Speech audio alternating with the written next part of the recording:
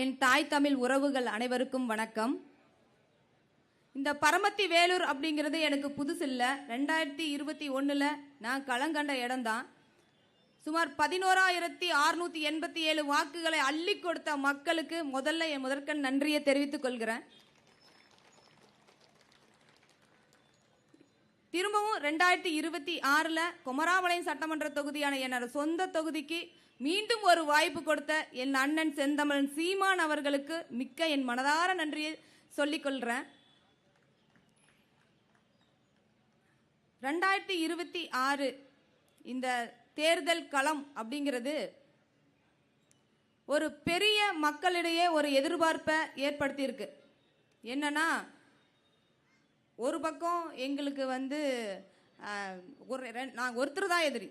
ஒன்று TVK, DMK அப்படின்னு சொல்லிட்டு கொள்கை என்னன்னு தெரியாது, கோட்பாடு என்னன்னு தெரியாது, ஒரு தொலைக்காட்சி விவாத மேடையில் பேசுறதுக்கு ஒரு ஆட்கள் கிடையாது.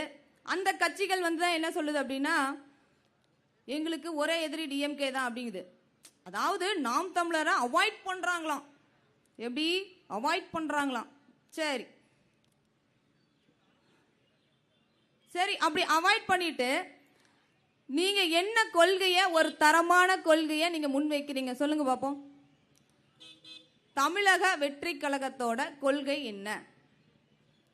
2,500 ரூபா தருவோம், தாலிக்கு தங்கம் தருவோம், தாய்மாமன் சீர் தருவோம். சரி, அப்புறம் அதுக்கப்புறம் யாரும் எழுதி தரலையே ஸ்கிரிப்ட். எழுதி தந்தா தானே பேசுவோம். இப்போ திராவிட கட்சிகள் என்ன சொல்லுது அப்படின்னா, இப்போ ஐயா எடப்பாடி பழனிசாமிகிட்ட உங்கள் கட்சிகளோட கொள்கை அடுத்தது 2026 சுமார் 297 வாக்குறுதிகள் கொடுத்துருக்குறாங்க. அதில் வாக்குறுதிகள் என்னென்னு முதல்ல பார்த்தீங்கன்னா, 10,000 ரூபாய் பெண்களுக்கான சிறப்பு தொகை வழங்கப்படும். சரி, வழங்குங்க. எங்கேருந்து எடுப்பீங்க?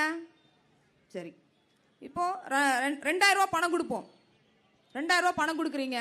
சரிங்க, இதை மக்களுக்கு கொடுக்கும்போது இதை எங்கேருந்து எடுப்பீங்க அப்படின்னு கேட்டதுக்கு, ஐயா மாண்புமிகு எங்கள் சித்தப்பு சொல்கிறாரு, எடப்பாடி பழனிசாமி ஐயா சொல்கிறாரு, என்ன தம்பி கூறுகட்டத்தனமா கேள்வி கேட்குற? நாங்கள் அப்படியே வரியிலிருந்து எடுத்து தருவோம்.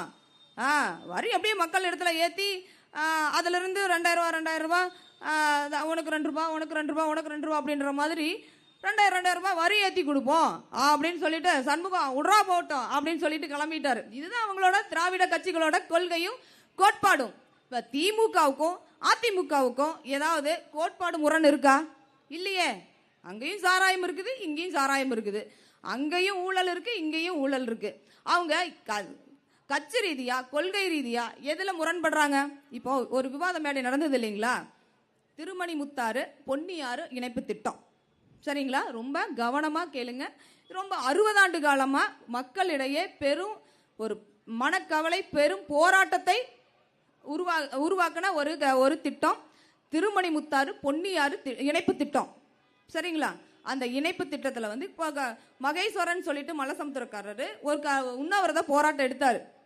அந்த விவாத மேடையில் சொல்கிறாங்க, ஐயா எங்கள் ஊர் தவசி ஐயா துளசி மனம் மாறினாலும் மாறும், எங்கள் ஐயா தவசி ஐயா வாக்கு மாற மாட்டார் அப்படிங்கிற கணக்கா அவர் சொல்கிறாரு, நாங்களும் தான் போய் திருமணி முத்தாறு இணைப்பு திட்டத்துக்கு நாங்கள் ஆதரவு கொடுத்தோம். அப்புறம் கொங்கு ஈஸ்வரன் அண்ணா சொல்கிறாரு, நாங்களும் தான் போய் ஆதரவு கொடுத்தோம் அப்படின்னு. ஐயா, உங்களுக்கு ஒரு நினைவுபடுத்துக்க நான் விரும்புகிறேன். நீங்கள் ஆட்சி அதிகாரத்தில் தான் இருக்கிறீங்க. நீங்கள் போய் ஆதரவு கொடுக்குற இடத்துல இல்லை. அதிகாரமற்ற பிள்ளைகள் தான் உங்களோட கோரிக்கைக்கு நாங்கள் ஆதரவு கொடுக்குறோம் அப்படின்னு போய் முன்ன நிற்பாங்க. நீங்க மக்களுடைய பிரச்சனையை தீர்க்கிற இடத்துல அதிகாரத்தில் இருக்கிறீங்க. நீங்க ஏன் போய் ஆதரவு கொடுக்கணும்? பிரச்சனையை களைவீங்களா மாட்டீங்களா? இந்த இவங்க திமுக ஆட்சியில் போட்ட திட்டத்தை அதிமுக ஆட்சியில் செயல்படுத்த மாட்டாங்களாம். அதிமுக ஆட்சியில் போட்ட திட்டத்தை திமுக ஆட்சியில் செயல்படுத்த மாட்டாங்களாம். என்னன்னு கேட்குறேன், ஏன் அந்த மாதிரி பண்றீங்க அப்படின்னு கேட்டதுக்கு, இல்லைம்மா அதிமுக ஆட்சி காலகட்டத்தில் கொண்டு வந்த திட்டத்தை திமுக ஆட்சியில் செயல்படுத்தினா அவர்கள் பேர் வாங்கி விடுவார்களே அப்படின்னு சொல்றாரு. இப்போ பேர் வாங்கி விடுவாங்கிறதா ஒரு கவலையே ஒழிய மக்களுக்கான நலத்திட்டங்கள் அவங்களுக்கு போகுதா போகலையா அப்படிங்கிறதெல்லாம் அவங்களுக்கு பிரச்சனையே கிடையாது. ஆனா இங்கிருந்து அதிமுக இருந்து இங்க போங்க, திமுக போய் உடனே பொதுச் செயலாளர் பதவி வாங்கிடுறாங்க. திமுக இருந்து இங்க இருந்து அதிமுகக்கு வாங்க, உடனே அமைச்சர் பதவி கொடுத்துறாங்க. ஆனா அவங்களுக்கு மக்களை பத்தி கொஞ்சம் கூட கவலையோ அக்கறையோ, மக்களுக்கான திட்டத்துல இந்த நலன்லயோ எந்த அக்கறையுமே கிடையாது. அக்கறைய அதாவது நம் மண்ணின் மைந்தனான செந்தமிழன் சீமான் அவர்களை தவிர இந்த மக்களை பத்தி பேசுறதுக்கான ஒரு தலைவரை சொல்லுங்க பாப்போம். இப்போ சொன்ன இல்லைங்களா, திருமணி முத்தாறு பொன்னியார் இணைப்பு திட்டம்ன்றது அது 50 ஆண்டு காலமா மக்களிடையே இருக்கக்கூடிய ஒரு பெரிய பிரச்சனை. அது இன்னைக்கு கிட்டத்தட்ட 717 பரப்பளவுல கிலோமீட்டர் பரப்பளவுல அந்த ஆறோட பரப்பளவு இன்னைக்கு எப்படி இருக்குதுன்னு பாருங்க. இன்னைக்கு எப்படி இருக்கு, ஒரு சாக்கடை அளவு தான் இருக்குது அந்த ஆறு. இப்ப அதெல்லாம் தூர் வாரணும். இப்ப அவங்க விவசாயிகளோட கோரிக்கை என்னவா இருக்கு, அந்த திட்டத்துல ஆகிற செலவை நாங்க பாதி கொடுக்கிறோம், எங்களுக்கு அந்த திட்டத்தை நிறைவேற்றி கொடுங்கன்னு சொல்றாங்க. செவிகளை உளுந்துதா, காதுல உளுந்ததுல அவங்களுக்கு உழுகலையே. இப்போ அந்த ஆற்றை சரி பண்ணணும் அப்படின்னா பாதாள சாக்கடை அமைக்க மட்டுமே 800 கோடி ரூபாய் தேவைப்படுது. 800 கோடி ரூபாய் தேவைப்படுது. ஆனா அந்த திட்டத்துல 2017 எடப்பாடி முதல்வராக இருக்கும் போது நடந்தை வாலி காவேரி திட்டம் அப்படின்னு சொல்லிட்டு ஒரு திட்டத்தை அறிமுகப்படுத்தினாங்க. இது எதுக்கு அப்படின்னா காவிரியாரோட துணையாறுகளையும் தூய்மைப்படுத்துறதுக்காக அந்த திட்டத்தை கொண்டு வந்தாங்க. இதனால மூலம் அதோட துணையாறுகளை சுத்தப்படுத்தணும். துணையாறுகளை எப்படி சுத்தம் பண்ணுவாங்க, காவிரி ஆத்துல கலக்கக்கூடிய கழிவுகளை பாதாள சாக்கடை மூலமா பாதாள சாக்கடை அமைச்சு அந்த கழிவு நீர்களை அப்படியே வெளியேற்றணும், ஆறுகளை சுத்தப்படுத்தணும். முதல் கட்டமா 900 கோடி பாதாள சாக்கடை அமைக்கிறதுக்காக ஒதுக்குனாங்க. யார் அந்த ஒதுக்கின நிதியில யார் வசதியா வாழ்றாங்கன்னு தெரியல. மக்கள் இன்னும் அல்லல் பட்டு தான் இருக்கிறாங்க. இப்போ அடுத்தது இந்த டிவிகே இடையில என்ன பண்ண போகுது.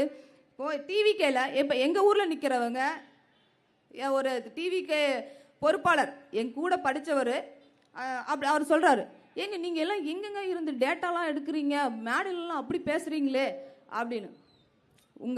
ஒன்றும் வேண்டாம், நீங்கள் எங்கள் தலைவர் என்ன பேசுகிறாரு, உங்கள் தலைவர் என்ன பேசுகிறாருன்னு பாருங்களேன். எங்கள் அண்ணன் சீமான் அண்ணன் பேசுகிற ஒரு மணி நேரம் ஒரு வீடியோ நம்ம பார்த்தோம்னா 10 மேடைகள் பேசலாம். ஒரு நிமிஷம். டிவிகே என்டிகே பிரிச்சுக்கலாங்களா. இந்த பக்கம் சொல்கிறாங்க, டிவிகே சொல்லுது நான் அடிச்சா தாங்க மாட்டேன், 4 மாசம் தூங்க மாட்டேன் அப்படின்னு. இந்த பக்கம் சொல்றாரு, எங்க அண்ணன் சொல்றாரு விவசாயம் தான், விவசாயத்தை அரசு தொழில் ஆக்குவோம், ஆடு மாடு பண்ணை அமைத்து தற்சார்பு பொருளாதாரத்தை உருவாக்குவோம் அப்படின்றாங்க. இந்த பக்கம் குழந்தைகள் என்டிகே சொல்லுது சீமான் என் பெரியப்பா அப்படின்னு சொல்றாங்க. இந்த பக்கம் டிவிக்கு என்ன சொல்லுது, பொண்ணுங்க என்ன சொல்றாங்க, என் தலைவருக்கு நான் அக்காவா இருப்பேன், தங்கச்சியா இருப்பேன், என் பொண்டாட்டியா கூட இருப்பேன். ஒத்த ரோசா பிள்ளைய ரொம்ப நல்லா வளர்த்துருக்குறம்மா. அந்த பொண்ணை பெற்ற அம்மாவுக்கு கோயில் தான் கட்டணும். சமூக சீர்கேடுங்க இந்த டிவிகேன்றது, சமுதாய சீர்கேடு. எந்த மக்கள் பிரச்சனைக்காக டிவிகே முன்னணி இருக்குது. 2024 கட்சி ஆரம்பிச்சாங்க. இப்ப 2026 சட்டமன்ற தேர்தலை சந்திக்கிறாங்க. கிட்டத்தட்ட 3 ஆண்டு காலமா மக்கள் பிரச்சனைகள் எத்தனை தமிழ்நாட்டில் நடக்குது, எந்தெந்த பிரச்சனைகளுக்காக மக்கள் டிவிகே நின்னுச்சு, நிக்கல. இந்த திராவிட கட்சிகள் இப்ப பாருங்க, நம்மளது இங்க பரமத்தி வேலூரை எடுத்துக்கோங்க. போதை வஸ்துக்கள் ஈஸியா கிடைக்குது, கஞ்சா ஈஸியா கிடைக்குது, போதை ஊசி ஈஸியா கிடைக்குது. இது எதனால, திராவிட கட்சிகளோட திராணியற்ற ஒரு அரசுனாலதான் இந்த மாதிரி ஒரு சமுதாய சீர்கேடு. மாணவர் கையில புத்தகம் இருக்கணுமா, மதுபான பாட்டில் இருக்கணுமா, நீங்களே முடிவு பண்ணுங்க. குடி தண்ணீர் என்னைக்காவது காசு கொடுத்து வாங்கி இருக்கிறோமா? காலடியில ஓடுது காவேரி, பாட்டிலுக்கு 10 ரூபா, தண்ணி காசு கொடுத்து வாங்குறோம். இன்னைக்கு 10 ரூபா, நாளைக்கு எவ்வளவு கொடுத்து வாங்க போறோம்? ஒரு கேன் சாதாரணமா ஒரு வீட்டுக்கு ஒரு நாளைக்கு 2 கேன் தண்ணி தேவைப்படுமா? ஒரு கேன் தண்ணியோட விலை எவ்வளவு? 40 ரூபா. ஒரு குடும்பத்துக்கு 2 கேன் 80 ரூபா, 2400 ரூபா மாசத்துக்கு 30 நாளுக்கு தண்ணிக்கு மட்டுமே செலவு பண்ண போறோம். மீதி விவசாயத்தை தவிர்த்துட்டு நீங்க எந்த தொழிலை முன்னெடுக்க போறீங்க? இப்போ பெரிய பெரிய விளையாட்டு வீரர்கள் எல்லாமே விவசாயத்துல கவனம் செலுத்துறாங்க. தெளிவா உங்களுக்கு புரியுற அளவுக்கு நம்ம பில்கேட்ஸ் இருக்காரு இல்லைங்களா, பில்கேட்ஸ் அவரு சமீபத்து காலத்துல சுமார் 2 லட்சம் ஏக்கர் விவசாய நிலம் வாங்கியிருக்காருங்க. எவ்வளவுனா 2 லட்சம் ஏக்கர் விவசாயம். அடுத்தது நீருக்காகவும் சோறுக்காகவும் தான் உலகத்துல புரட்சி வரும் அப்படின்றத ஒவ்வொரு பெரிய பெரிய பொருளாதார நிபுணர்களும் சொல்றாங்க. அதை நோக்கி தான் தொழில் அதிபர்களும் முன்னாடி போறாங்க. விவசாய நிலத்துல பல பல வெளிநாடுகள்ல வாங்கி குவிக்கிறாங்க. இன்னைக்கு பில்கேட்ஸ் நிலத்துல விளையிற உருளைக்கிழங்கு தான் பிரெஞ்ச் ஃப்ரைன்னு சொல்லி நம்ம சாப்பிட்றோம் இல்லையா. பிரெஞ்ச் ஃப்ரை யாரெல்லாம் சாப்பிட்ருக்கீங்க? எங்க வீட்டில் என் குழந்தைங்களுக்கு அது ஃபேவரட்டுங்க, பிரெஞ்ச் ஃப்ரை. அது பில்கேட்ஸ் நிலத்துல விளையிற உருளைக்கிழங்குல இருந்து தான் நம்ம அது விற்பனைக்கு வருது. அப்போ உணவுங்கிறது யாரோட கட்டுப்பாட்டுக்கு போயிடுச்சு? கார்பரேட்டரோட கட்டுப்பாட்டுக்கு போயிடுச்சு. அடுத்தது அவன் நிலத்துல என்ன விளைய வச்சு என்ன விலைக்கு நம்ம விற்கிறானோ அதைத்தான் நம்ம வாங்கி சாப்பிடணும். அந்த சூழ்நிலை தான் இந்த திராவிட கட்சிகள் உருவாக்கும். உதாரணம் பாருங்க, வளையப்பட்டியில சிப்காட் பிரச்சனை. சிப்காடு வேணும்னு எந்த நாமக்கல் மாவட்ட மக்கள் கேட்டாங்களா? சிப்காடு வேணும்னு கேட்டாங்களா?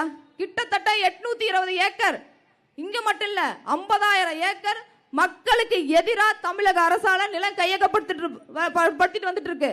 பரந்தூர் விமான நிலையம் ஆகட்டும், வளையப்பட்டி சிப்காடு ஆகட்டும், மேல்மா திருவண்ணாமலை சிப்காடு ஆகட்டும், யார் அழுதா உங்களுக்கு சிப்காடு வேணும்னு? எங்களுக்கு சோறு இருந்தா போதும், நீரும் சோறும் வளமான பூமியும் இருந்தா போதுமே. வளையப்பட்டில் 420 ஏக்கர் நிலம், 220 ஏரிகள், நீர்நிலைகள், ஏரி குளம் குட்டை, இதை எல்லாம் அழிச்சிட்டு தான் வளையப்பட்டி சிப்காடுன்னு சொல்லி தொழில்பேட்டை அமைக்கிறாங்க. இதுவரைக்கும் மக்கள் எதிர்ப்புல தான் இருக்கு. அதுல கொஞ்சம் கவனம் செலுத்தாம இந்த திராவிட கட்சிகள் கமிஷனுக்காக இன்னும் கமிஷனுக்காக தான் வேலை பார்த்துட்டு இருக்காங்க. விவசாயிகளோட குரலை அவங்க காதுல கேட்கவே இல்லை.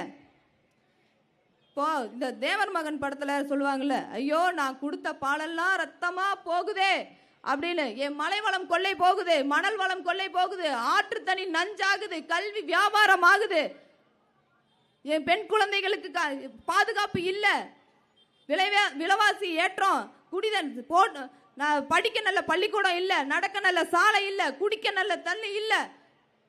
என்னம்மா தேவி செக்கம்மா, நாடு நாசமா போகுது பாரம்மா. என்னம்மா தேவி செக்கம்மா, நாடு நாசமா போகுதே பாரம்மா. கண்ணை திறந்து பாரம்மா, கண்ணை திறந்து பாரம்மா, என் கவலைய கொஞ்சம் தீரம்மா.